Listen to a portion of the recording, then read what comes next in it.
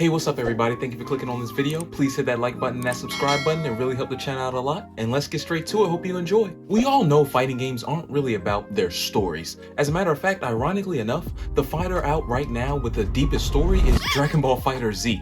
The original fighter out right now with the deepest story, I'd say, is probably Mortal Kombat, and that gets pretty deep when you get into it. Mortal Kombat's story is so crazy because it's so freaking long. I mean, they ventured so far off from the path of mortals fighting in Mortal Kombat tournaments that it was originally based on. But that was Mortal Kombat. The Street Fighter story is so crazy because you really need to be on your Bruce Wayne, Batman, #1 world detective stuff to really piece all this crap together. It's safe to assume at this point that if you're a fan of a franchise that's been around for 25 plus years, you're already dealing with a super messed up timeline.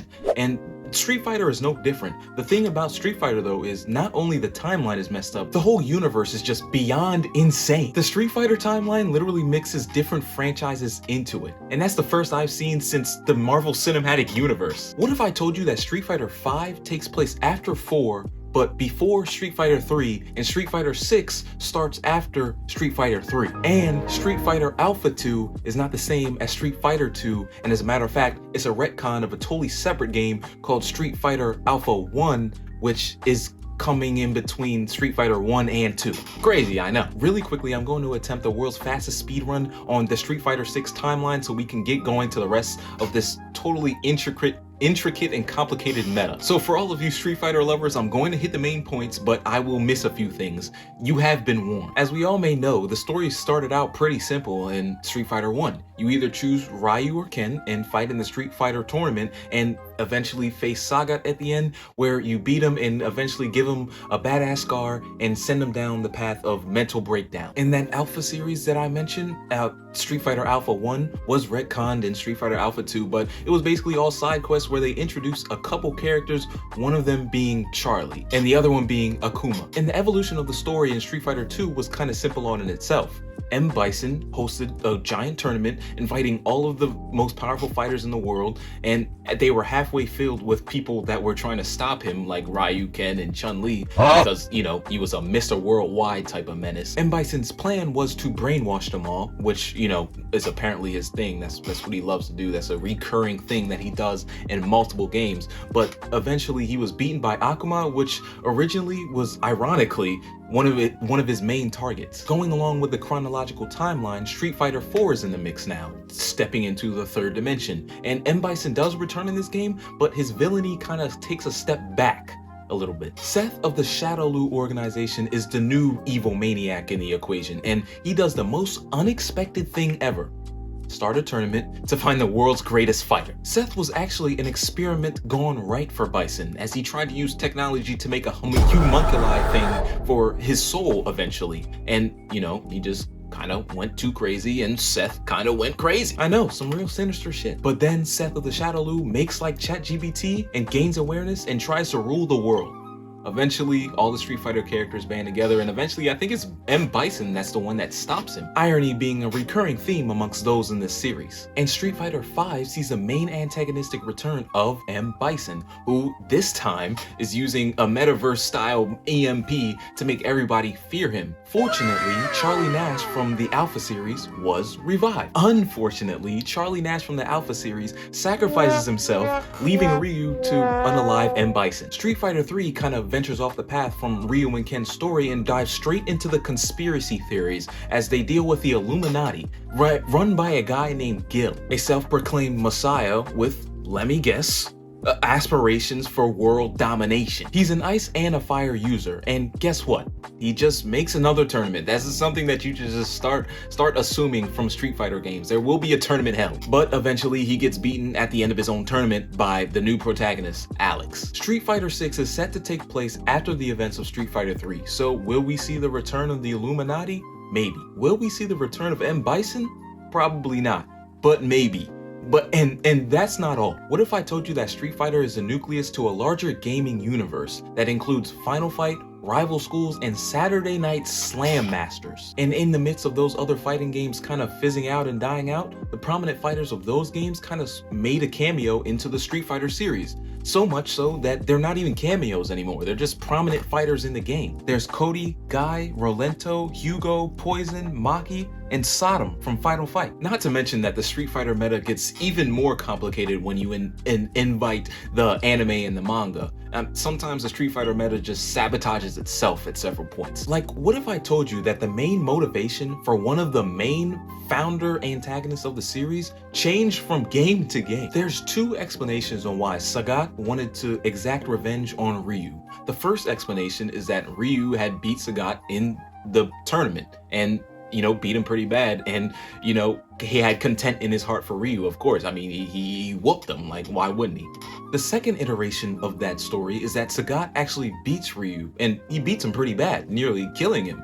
As a matter of fact, when he goes up to go, you know, help him up, Ryu gets so mad at the fact that he just got beaten. It's like, nah, it was a dark Hado that he had in his brain that was corrupting his soul, and lets off a cheap Shoryuken, scarring Sagat and giving him a reason to actually, you know, hate him. And the second iteration of that story is the one that's more, you know, fleshed out and more believable. But, you know, the fact that there are two and they are main motivations of the main antagonists in the first games. As of Street Fighter V, which came out in 2016, the cheap shot Shoryuken is canon, but, you know, that might be subject to changing. It's very rare that that many changes into an integral part of the game's story equals success, but Capcom has done it multiple times. It's very rare that anything in media has 10 plus installments over 30 years, but Capcom has done it multiple times. When a Street Fighter fight comes out, that's big news. When a numbered Street Fighter fight that comes out that advances the story as well, that's video game history.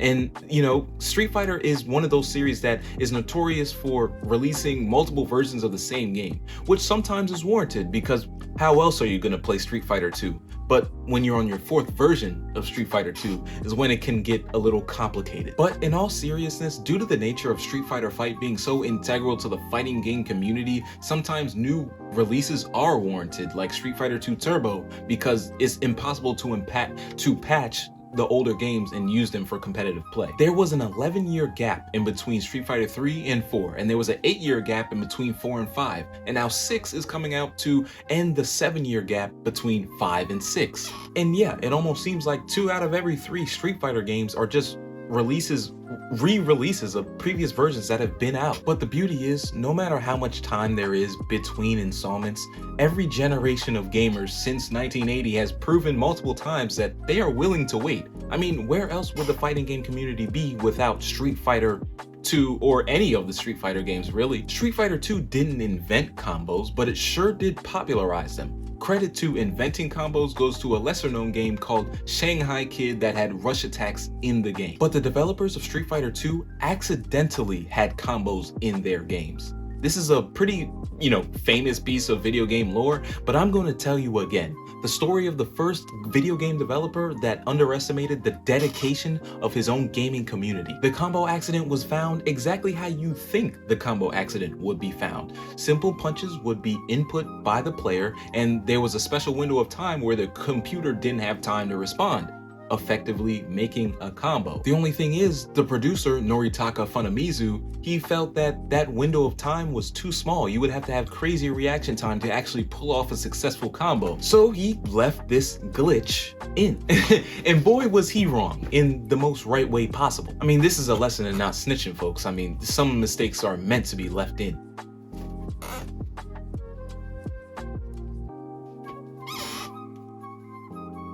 Some mistakes are meant to be left in. But these glitches and mistakes led to the game that we know and love now, which is, I think, is a good thing. I mean, the fighting game community was built on these mistakes.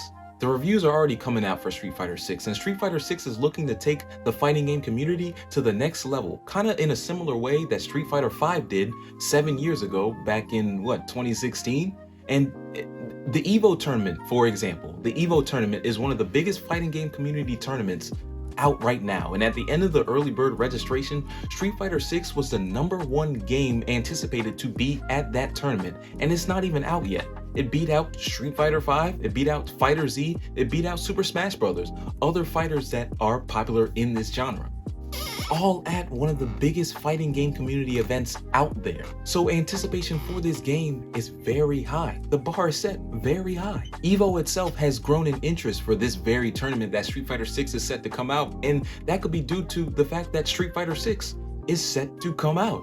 And that's saying a lot because games in the fighting game community have a much longer lifespan than other games that are out, you know, for like a couple months, it's hot for a week, and then it gets dropped. Like, you know, Fall Guys or like Among Us, those 2 times each. All except for Multiverses. That fighting game, that did not last too long. But the fighting game community tends to stick with a game that they like. I'm talking, people are still running Tekken 7, Dragon Ball FighterZ, Street Fighter 2, Marvel vs. Capcom, and Killer Instinct. Killer Instinct being my first ever fighting game. I am super excited for Street Fighter 6, and especially because the gaming scene in the summer usually isn't too good. People usually wait for the Black Friday sales and the holiday push in the fall, or they, you know, get delayed into the winter. So the summertime is usually infamously one of the slowest periods for games, but Street Fighter 6 is set to come out on Friday, June 2nd, and Diablo 4 is set to come out the following week. So I am super excited for the release of Street Fighter 6. It's a very highly anticipated title, and you know, in my gaming lifespan, there's only been, what, 2 or 3 Street Fighters that I've actually seen the release for, and 1 or 2 that I've actually been able to play and purchase myself with my own money. So it's pretty exciting to see a faithful franchise come back one more time for Street Fighter 6, because Street Fighter 7, that probably won't come out for, you know, till like 2030 at the earliest probably.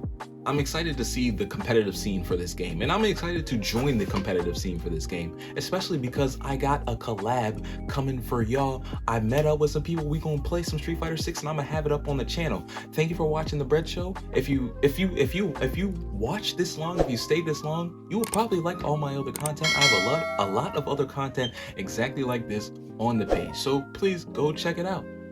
Yeah, welcome to the Bread Show. You're leaving the Bread Show, but you don't have to leave the Bread Show because there's a whole lot of Bread Show where that came from. Spread love, give inspiration in all you do, and peace out.